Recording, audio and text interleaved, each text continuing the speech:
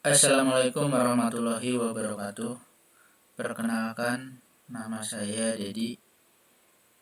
Saya dari SMK Negeri 1 Kuningan dan saya merupakan peserta PPG Guru Tertentu tahap ke-1 di LPTK Universitas PGRI Madiun. NIM 24021144564G.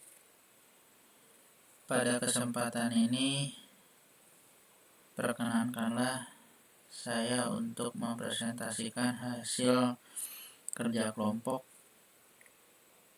tentang rencana aksi peningkatan kompetensi pembelajaran sosial emosional dan hasil dari menonton film atau video.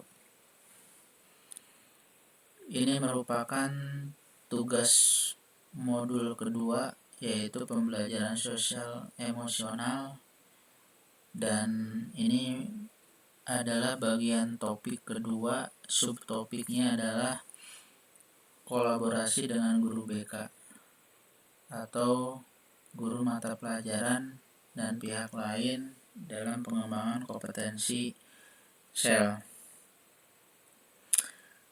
Di sini saya sudah diberikan langkah-langkah rencana aksi peningkatan kompetensi SEL-nya yang nantinya akan dijadikan sebagai rencana aksi kolaborasi dengan guru BK atau teman sejawat. Nah, yang pertama langkahnya yang harus dipersiapkan adalah mengidentifikasi kebutuhan dan tujuan dari pengembangan SEL. Lalu yang kedua, penyusunan program pelatihan bersama. Dan yang ketiga, ini pengintegrasian SEL dalam kurikulum. Dan yang keempat, implementasi kegiatan sosial emosional. Yang kelima, evaluasi dan refleksi. Dan yang keenam, penyuluhan kepada orang tua. Setelah saya melakukan diskusi dengan teman sejawat, saya menyusun rencana aksi kolaboratif pengembangan kompetensi SEL dari langkah-langkah yang sudah diberikan sebagai berikut. Yang pertama, kita harus memahami apa yang siswa butuhkan. Artinya di sini kita harus mengidentifikasi kebutuhan dan tujuan belajar dulu. Nah, di sini langkah yang pertama yang harus kita tempuh adalah kita bersama guru BK atau guru lainnya bisa duduk bersama untuk berbagi pandangan dan mendiskusikan kira-kira apa yang sebenarnya dibutuhkan siswa dari sisi sosial emosional. Yang selanjutnya, kita juga membutuhkan suara siswa dengan cara kita mewawancarai mereka atau mengadakan semacam survei sederhana. Dari sana kita bisa melihat tantangan mereka secara lebih jujur dan terbuka. Yang kedua, belajar dan bertumbuh bersama. Artinya di sini menyusun program pelatihan bersama.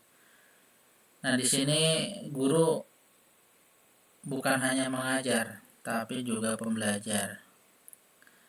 Kita harus merancang sebuah pelatihan yang tidak hanya membahas teori, tetapi juga membekali guru dan keterampilan nyata, seperti mendampingi siswa saat cemas, memahami emosi mereka, atau membangun komunikasi yang lebih empatik.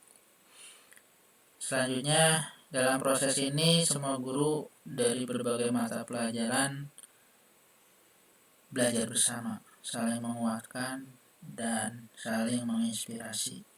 Yang ketiga, menyatukan SEL dalam pelajaran sehari-hari. Artinya di sini kita harus sudah mengintegrasikan pembelajaran sosial emosional ini ke dalam kurikulum.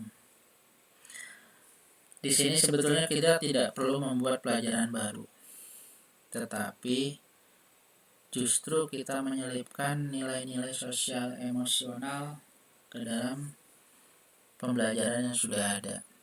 Misalnya saat mengajar PPKN, kita bisa mengajak siswa berdiskusi soal empati atau penyelesaian konflik. Lalu di sini guru BK bersama-sama bisa menyiapkan bahan ajar yang tidak hanya mengembangkan pengetahuan, tetapi juga tentang karakter dan rasa. Yang keempat, menciptakan ruang aman untuk belajar bersama. Artinya di sini kita sudah mengimplementasikan kegiatan pembelajaran sosial emosional. Nah, kita bisa buat kegiatan yang menyentuh sisi sosial emosional siswa, seperti kita main drama, diskusi kelompok, proyek kolaboratif yang membuat mereka belajar memahami orang lain dan bisa mengolah dirinya. Yang selanjutnya, guru BK di sini bisa mendampingi secara langsung, tapi bukan sebagai pengawas, tapi sebagai teman yang tumbuh, yang hadir saat siswa butuh pendampingan atau pegangan. Yang kelima, kita belajar dari proses, bukan sekedar hasil. Artinya di sini kita sudah menyiapkan yang namanya evaluasi dan refleksi. Nah, evaluasi di sini dilakukan dengan hati. Kita tidak hanya bertanya apa yang berhasil, tapi juga apa yang kita rasakan, apa yang membuat siswa lebih nyaman. Nah, guru BK dan guru lainnya bisa berkumpul dalam forum refleksi. Di sana setiap suara dihargai, dari situ lahirlah perbaikan yang bermakna. Yang keenam, merangkul orang tua sebagai mitra. Artinya di sini kita mendatangkan orang tua untuk diberikan sebuah penyuluhan. Bukan untuk memberitahu, tapi untuk berbagi dan saling memahami. Nah, lewat sesi ini orang tua bisa mendapatkan wawasan dan tips praktis agar bisa mendampingi anak-anak mereka dengan lebih sadar, sabar, dan penuh kasih sayang. Mungkin itu presentasi sesi pertama hasil kerja kelompok tentang rencana aksi peningkatan kompetensi pembelajaran sosial emosional. Saya akan melanjutkan presentasi sesi kedua tentang menonton film atau video.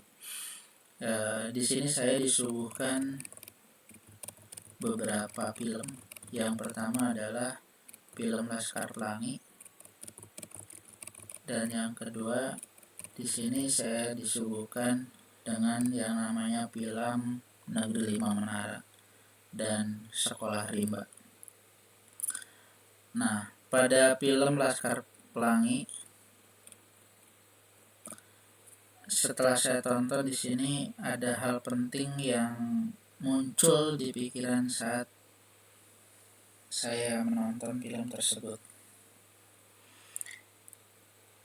Yang langsung muncul di benak saya pada saat pertama kali menonton Laskar Pelangi adalah rasa haru yang dalam, bukan karena kisahnya yang penuh tangisan, tapi karena sederhana, dan justru di kesederhanaan itu saya melihat kekuatan yang luar biasa. Saya teringat bagaimana anak-anak di Belitung itu belajar di sekolah yang hampir roboh dengan atap bocor dan papan tulis yang seadanya. Tapi semangat mereka tak pernah lapuk, tak pernah luntur. Ada sesuatu yang sangat murni dalam cara mereka memaknai pendidikan. Bukan sekedar soal angka, tapi di sini soal harapan. Di video kedua, saya masih disuguhkan dengan menonton film Laskar Pelangi. Di video kedua ini, yang bisa saya pelajari setelah menonton film ini, ada perasaan haru yang tak mudah dijelaskan atau yang sulit dijelaskan. Karena film ini bukan sekedar tentang anak-anak miskin yang berjuang menuntut ilmu, tapi lebih dari itu. Ini adalah kisah tentang harapan yang tumbuh dari ketulusan seorang guru. Di sini diceritakan ibu muslimah dan Pak Harapan, bukan guru biasa. Mereka adalah sosok yang melihat potensi dalam keterbatasan, memandang harapan dalam kekurangan, dan memeluk keberagaman dengan kasih sayang. Mereka hadir bukan hanya untuk mengajar, tetapi untuk menginspirasi dan mengubah hidup anak-anak di pelosok Belitung. Sebagai guru, saya belajar bahwa menjadi agen perubahan tidak selalu membutuhkan kemewahan dan fasilitas lengkap. Kadang cukup dengan hadir sepenuh hati, mendengarkan dengan empati, dan percaya bahwa setiap anak memiliki cahaya dalam dirinya. Seperti ketika Bu Muslimah dalam sabar menenangkan Lintang yang harus pulang jauh setelah sekolah, atau ketika ia tetap mengajar meski sekolahnya hampir roboh. Di situ saya sadar perubahan besar sering dimulai dari tindakan kecil yang dilakukan dengan cinta yang besar. Film ini menyadarkan saya bahwa tugas guru tidak berhenti di kelas. Kita adalah penjaga mimpi, pelindung semangat, dan penyalur cahaya. Seperti Laskar Pelangi yang bermimpi melampaui awan, kita pun sebagai guru harus berani bermimpi untuk anak-anak kita, bahkan ketika orang lain meragukan. Di video ketiga, saya disuguhkan dengan film atau video Negeri Lima Menara. Pada saat saya menonton film Lima Menara, saya tidak hanya disuguhkan kisah tentang santri dan impian mereka. Lebih dari itu, saya melihat bagaimana seorang guru, Ustadz Salman, menjadi suluh dalam kegelapan, menjadi jembatan antara keterbatasan dan cita-cita, menjadi penggerak dari perubahan kecil yang bermakna besar.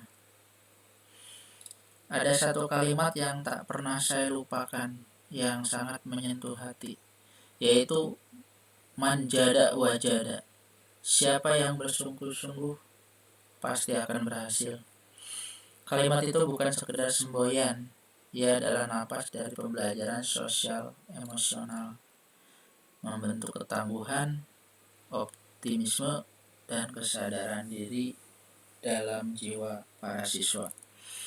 Sebagai guru, saya belajar bahwa menjadi agen perubahan bukan hanya soal menyampaikan materi, tetapi menyalurkan nilai, membangun karakter, dan menumbuhkan harapan.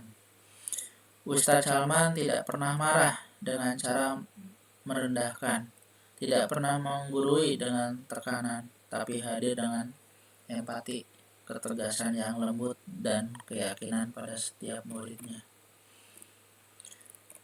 Pada video yang keempat, saya disuguhkan dengan judul Sekolah Rimba.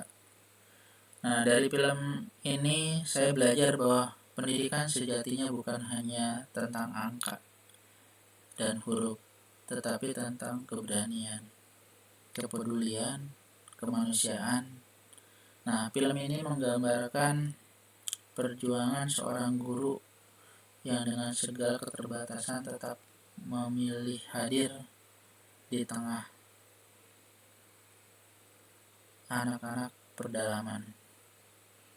Di tengah hutan, di bawah atap yang sederhana, proses belajar tidak hanya mengerjakan membaca saja, tetapi juga mengerjakan tentang hidup, tentang memahami alam, menghargai sesama, dan membentuk sebuah karakter. Guru dalam film ini tampil sebagai agen perubahan yang sejati.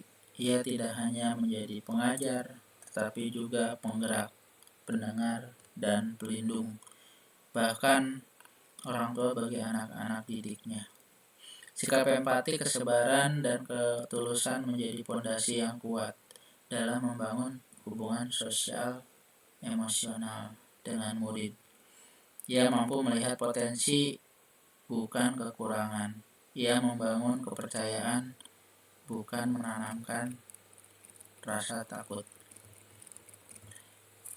Kesimpulannya bahwa pembelajaran sosial emosional itu betul-betul sangat dibutuhkan dalam kehidupan nyata, terutama bagi siswa yang kita ketahui mempunyai latar belakang keragaman yang berbeda-beda. Di sini kita bisa menyisipkan pendekatan sosial emosional pada setiap pembelajaran, karena pendekatan sosial emosional ini sangat diperlukan kita sebagai guru, karena kita ketahui bahwa guru itu tidak hanya menyampaikan pengetahuan, tidak hanya menyampaikan tentang akademis, tapi di sini bagaimana kita sebagai guru bisa memberikan sebuah empati, sebuah pembelajaran yang menyenangkan, yang menggembirakan, tanpa adanya emosional dalam kelas. Mungkin hanya itu yang bisa saya sampaikan. Kurang lebihnya saya mohon maaf. Saya akhiri, wabillahi taufiq wal hidayah. Wassalamualaikum warahmatullahi wabarakatuh.